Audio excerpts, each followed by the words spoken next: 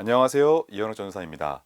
오늘은 18세기 초중반에 종파의 벽을 허물고 신대륙의 정신을 통합했다고 평가받는 대각성 운동에 대해 알아보겠습니다.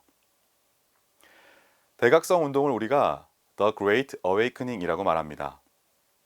Awaken이라는 말은 잠자는 사람을 깨운다는 뜻입니다. 각성이라는 것도 잠에 취한 사람들을 깨우는 것이죠. 커피를 마시는 이유도 각성 효과라고 하는 건데 우리가 졸지 않게 하는 것을 말합니다. 그렇다면 결국 18세기에 벌어진 영적인 전기 충격과 같은 이런 영적 현상을 대각성이라고 부르는 이유는 무엇일까요? 이 말이 성립이 되려면 이 사건이 벌어지기 전에 미국 교회가 잠자고 있는 상황이어야 합니다. 자, 그렇다면 어떻게 대각성 운동이 일어나게 되었는지 그 과정을 살펴보도록 하겠습니다. 1607년 영국이 드디어 미국의 버지니아주에 개척을 하며 식민지를 만들게 되면서 버지니아 이민자들을 모집하게 됩니다. 이 당시 영국 상황이 왕이 바뀔 때마다 종교가 왔다 갔다 하면서 어떤 왕들은 성공회를 밀고 어떤 왕들은 카톨릭을 밀며 엎치락 뒤치락 계속 싸움만 하니까 청교도들 중에서 더 이상 영국 사회가 개혁이 될 가능성이 없다고 생각하는 사람들이 생겨나게 되는데 이들이 버지니아에 그들이 그토록 바라던 나라를 만들고자 미국으로 이민을 갑니다. 이들이 그토록 원했던 나라는 칼뱅의 신정일치 사회, 즉 교회와 교회 밖의 시의회를 성경의 기초에 세우려고 합니다. 그런데 그 당시 미국의 상황은 인디언들과 곰이 살던 동네로 완전히 황무지였습니다. 삶의 기반이 조성되어 있던 그 안정된 고국을 버리고 신앙을 위해 신정일치의 사회와 국가를 만들고자 이민을 가게 된 겁니다. 이들이 얼마나 간절했냐면 아이들이 태어나면 유아 세례를 주는데 청교도들은 부모의 신앙으로 교인이 되면 안 되고 정말 하나님을 만난 사람이 교회와 국가를 끌고 가야 한다고 생각합니다. 그럼 어떻게 해야 하는가? 일정한 나이가 되기 전에 중생의 체험이 있어야 한다는 겁니다. 그럼 이걸 어떻게 아느냐? 전 교인들 앞에서 중생의 체험을 간증하며 그것이 투표로 인정이 되면 그 사람에게 교회 정회원 자격을 주고 정회원이 되어야 성찬식에도 참여할 수 있고 선거권을 주게 되는 겁니다. 다시 말하면 그냥 기독교 가정에서 태어난 것만으로는 안 되고 하나님을 인격적으로 만나는 체험이 있어야 진짜 기독교인이라는 것이고 그런 기독교인이 교회를 운영해야 한다는 겁니다. 그런 다음에 시의회에 출마할 수 있고 뽑을 수 있는 권한을 줍니다. 성경과 성령으로 거듭난 사람이 교회도 지배하고 세상도 다스리도록 만들자라는 것이 그들의 취지였습니다. 이렇게 취지가 좋았던 일이 과연 이루어졌을까요? 취지는 좋았지만 문제는 30년이 지나고 나니까 처음에 이민 왔던 1세대는 여기에 오려고 문명과 재산, 고국을 다 버린 사람들인데 그 부모의 열정적인 신앙이 후손들은 결단하고 선택한 게 아니다 보니까 전수가 되지 않는 겁니다. 더불어 영국의 상황도 정치적으로 안정되다 보니 이민자들의 숫자가 줄어들게 됩니다. 물론 다른 이민자들도 많이 왔는데 청교도들이 아니고 돈을 벌기 위해 온 사람들이 많이 있었습니다.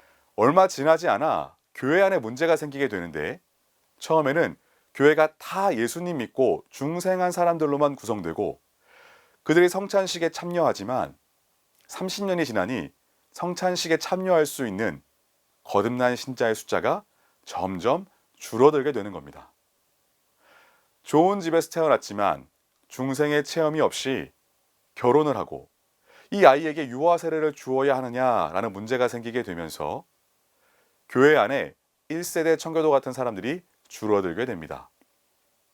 그리고 또 다른 문제가 그전에는 땅은 많고 사람이 적으니까 먹고 살기가 좋으니 아이를 일찍 결혼시킬 수 있었지만 세월이 지나면서 땅은 적어지고 사람이 많아지니까 자녀의 독립이 늦어지게 됩니다. 결혼 연령이 늦어지는 겁니다. 우리나라로 이야기하면 물레방앗간 뒤에서 만나는 기간이 늘어나게 되면서 혼전순결과 도덕적인 부분이 어려워지게 됩니다.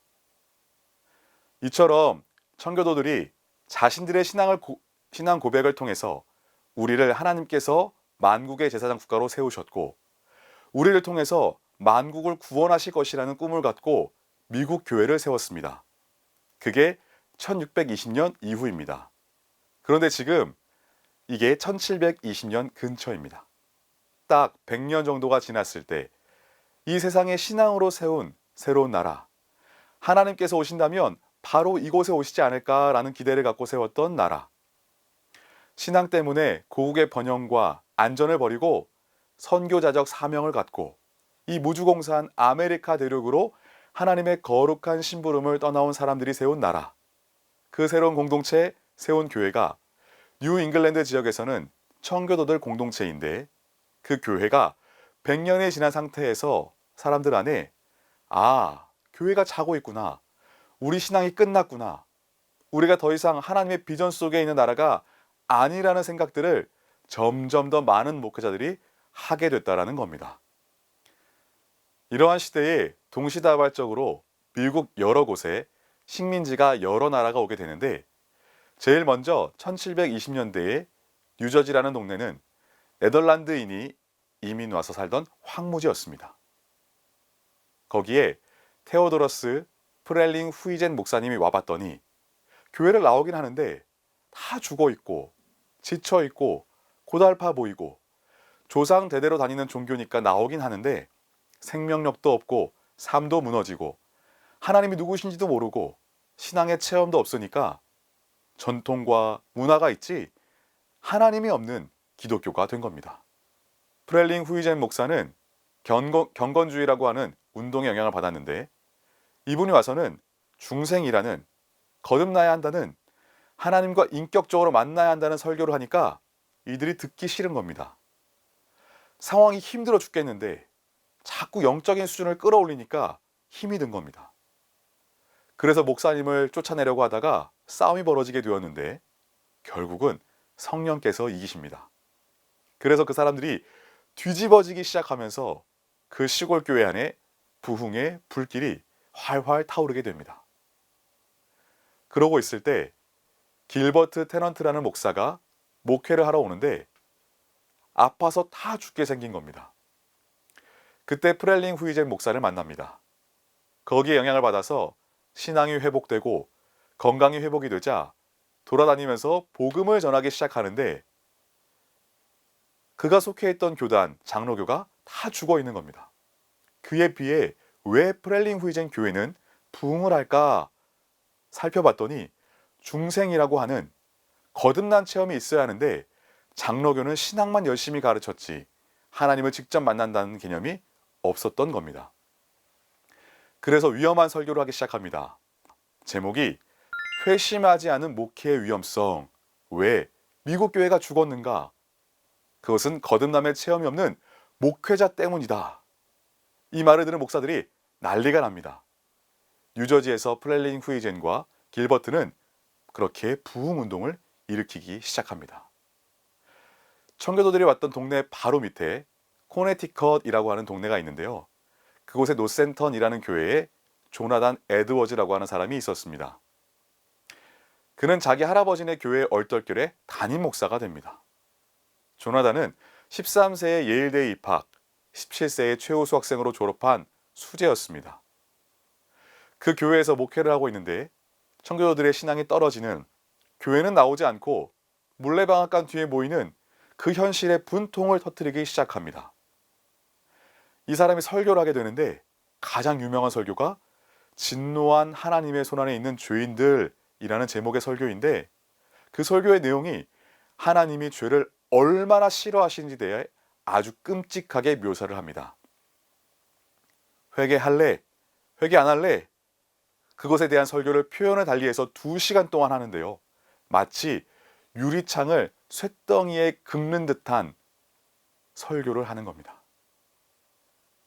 30분이 지나자 비명을 지르고 뛰쳐나가고 쓰러지는 일들이 벌어지면서 회개가 터져나오기 시작합니다.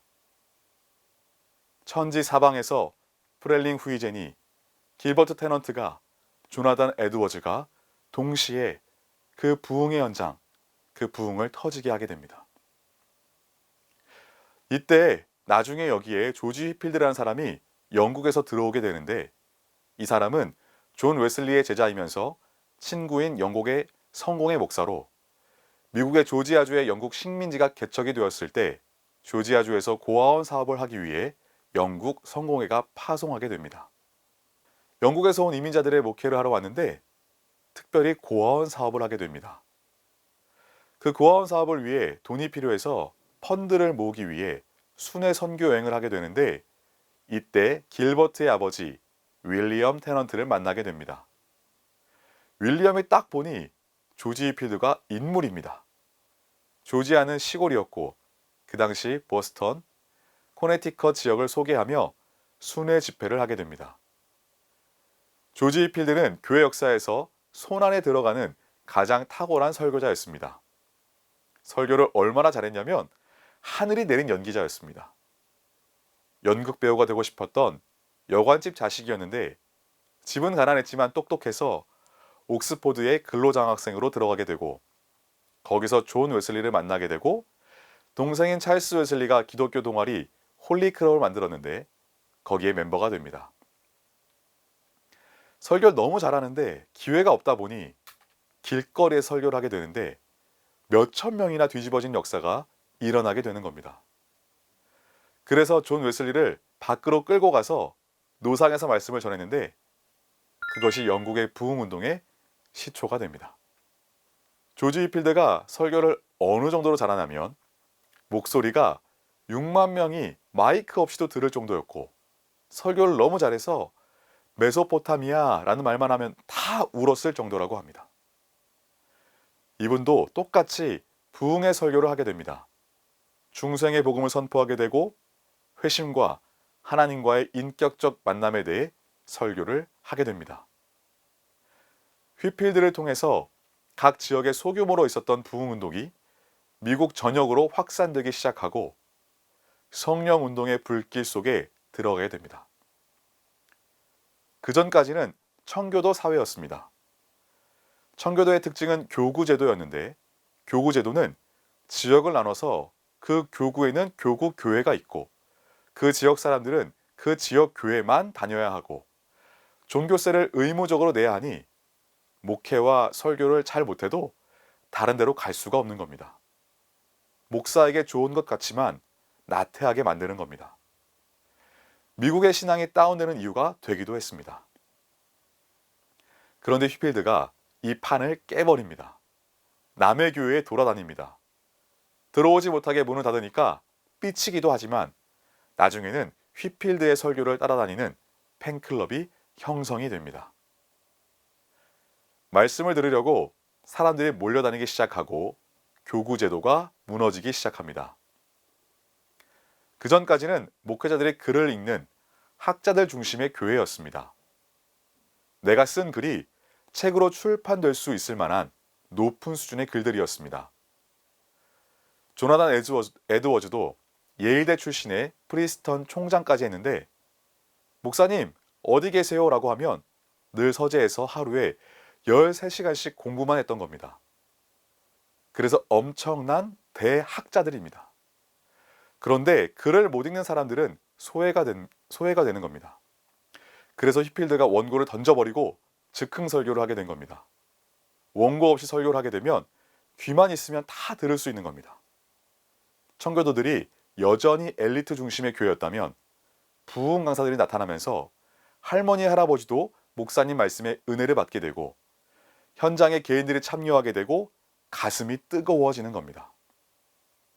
거듭나게 되어서 하나님의 현존을 몸으로 체험하고 나니까 처음에 신부들이 엘리트 목사들이 지배하던 교회에 일반 무식한 성도들도 교회에 참여할 수 있는 길들이 열려지게 되고 기독교적 민주화가 이루어지게 된 겁니다. 그러면서 종교가 드디어 머리 중심, 문자 중심의 종교에서 가슴의 종교로 바뀌게 되고 이 종교가 미국 기독교에 큰 영향을 끼치게 됩니다. 전에 없었던 새로운 형태의 사역자가 출현하게 된 겁니다. 미국으로 이민 와 살았지만 하나의 나라라는 생각이 없었고 처음으로 언어도 다르고 떠나온 나라도 다른 사람들이 부흥운동을 통해서 성령의 불길 안으로 들어가면서 처음으로 우리가 지금 북미라는 대륙에서 새로 생겨나는 하나님의 백성들이라고 하는, 우리가 새로운 나라를 만들어가고 있구나라는, 떠나온 나라보다 만들 나라가 더 중요하다는 생각이 처음 들기 시작합니다. 이때부터 20년이 지나면서 독립운동을 벌입니다. 어떻게 다른 나라에서 온 사람들이 영국과 싸워서 미국이라는 나라를 만들 수 있었을까요? 그들을 하나로 만들 수 있었던 것이 대각성 운동이었다라고 미국의 역사학자들이 해석을 합니다. 그러면서 평신도, 가슴, 성령, 체험, 이런 걸 중심으로 한 새로운 기독교가 미국에서 가장 이성을 중시한 그 시대에 반작용으로 벌어집니다. 재미있는 건 하나님의 나라를 꿈꾸며 갔던 것은 대중들이지만 부흥운동을 시작했던 사람들은 예일대 교수였던 조나단 에드워즈, 옥스포드 교수였던 존 웨슬리라고 하는 당대에 가장 공부를 많이 한 사람들에게 성령이 부어지니까 이성주의자였던 그들에게 성령으로 함께 만나게 되니 새로운 역사가 시작되었다고 하는 겁니다. 여러분은 중생의 체험이 있으십니까? 거듭나셨습니까? 내가 주인이었던 삶을 내려놓고 하나님이 주인 되신 삶을 살아가는 회심이 일어나고 계십니까? 또한 성령의 역사에 동참하고 계십니까? 하나님은 그때 행하셨던 부흥의 일을 오늘도 하고 계시며 함께할 사람들을 간절히 찾고 계십니다. 한 사람이 주님께로 돌아오는 회심의 기쁨, 거듭남의 기쁨이 우리를 영적 부흥의 자리로 인도하게 될 것입니다. 오늘날 한국 교회를 바라보면 마음이 아픕니다. 결코 낙관적이지 않습니다. 오히려 근심할 만한 여러 징후들이 나타나고 있습니다. 비상한 각오로 하나님을 구해야 할 때입니다. 하나님은 무명의 한 사람을 통해 위대한 부흥의 역사를 일으키십니다.